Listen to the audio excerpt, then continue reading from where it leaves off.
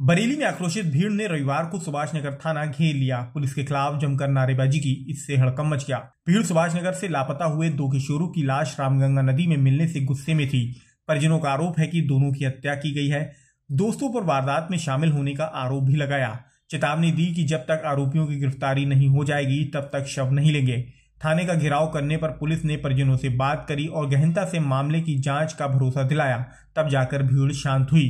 दरअसल सुभाष नगर में रामउतार हलवाई के पास रहने वाली ममता ने शुक्रवार को सुभाष नगर थाने में रिपोर्ट दर्ज कराई थी। इसमें बताया था कि 17 वर्षीय विनीत और सुशीला बिल्डिंग के पास रहने वाले संजय सिंह का बेटा सत्यम गुरुवार दोपहर अचानक लापता हो गए थे। परिजनों ने दोनों को सभी जगह ढूंढा लेकिन वो नहीं मिले। शनिवार शाम दोनों के शव रामगंगा बैराज के पास नदी में मिले थे।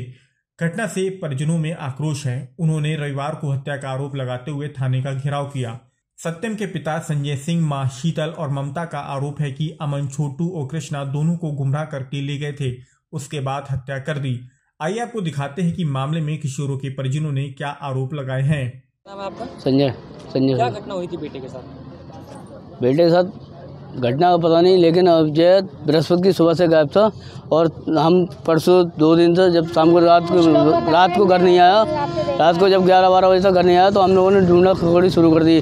फिर जब रात भर पूरे कहीं सब रिश्तेदारों में पता कर लिया, उसके बाद कहीं नहीं मिला तो सुबह थाने आए, थाने में रिपोर्ट कराई। उसके नाम की फिर रिपोर्ट करा के इंस्पेक्टर साहब दरवाजी जो भी थे साथ में ढूंढने गए, लेकिन कहीं कोई सुराग नहीं मिला। कल ही पूरा दिन आज, कल शाम को मेरे पास मोबाइल पे फ़ोन आया जंक्शन पे, जब मैं आरपीएफ थाने में उसके कैमरे चेक कर रहा था तो मेरे पास फ़ोन आया कि रामगंगा में 2 डेड बॉडी मिली हैं और आके शनाख्त कर लीजिए। क्या लगता है आपके बेटे के साथ में क्या हुआ है? मुझे तो ये लगता है मेरे बेटे को हत्या की गई है, क्योंकि मेरा बेटा उधर कभी गया ही नहीं, ना जाता। हमने मेरे जाने उसको दोस्त वगैरह थे क्या?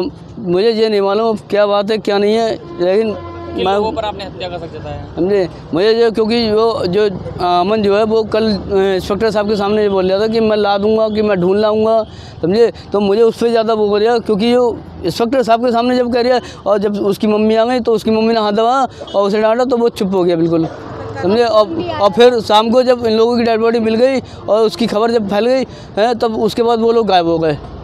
क्या लगता है किन पर? तो मुझे तो उसी अमन को, क्योंकि सारा क्लू उसे पता है और वही मेन चश्मदीद गवाह है। पकड़ा गया अभी तक वो नहीं पकड़ा गया, ना उसकी माँ पकड़ी ना वो पकड़ा गया है, वो फरार है कल शाम से ही। क्या नाम है आपका? मेरा नाम ममता माली। अच्छा, क्या घटना हुई थी बेटे के साथ? मेरा बेटा सुबह में पापा के मंदिर से बैठा था, पापा के मंदिर से फूल बांटे हैं, फूल लेके आया है।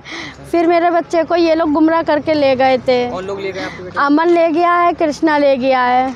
कहाँ के रहने वाले हैं? ये सुभाष नगर के ही हैं, रामउतार वाली गली के सामने। आपस में दोस्त थे ये लोग? ये दोस्त हैं। अच्छा।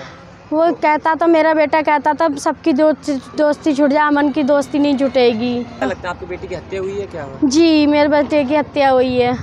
कितने लोग डूबे हैं? 2 बच्चे, एक इनका है, एक मेरा है। कितना बड़ा बेटा था आपका? मेरा 17 साल का है। क्या करता था ये?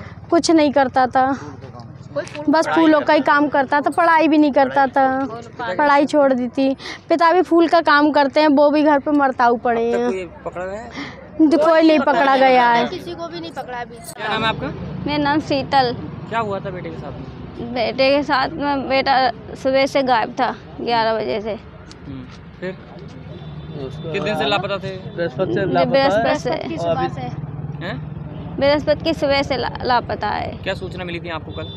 यही सूचना मिली, लाश मिली, डेड बॉडी मिली है उसकी रामगंगा पे। क्या लगता है आपको बेटे की हत्या की है? हाँ, बेटे की हत्या की है। किन लोगों पर शक आपको? मेरे पे छोटू पे, अमन पे और कृष्णा पे। कितना बड़ा बेटा था आपका? मेरा 15 साल का बेटा था। पढ़ता था क्या? नहीं पढ़ता।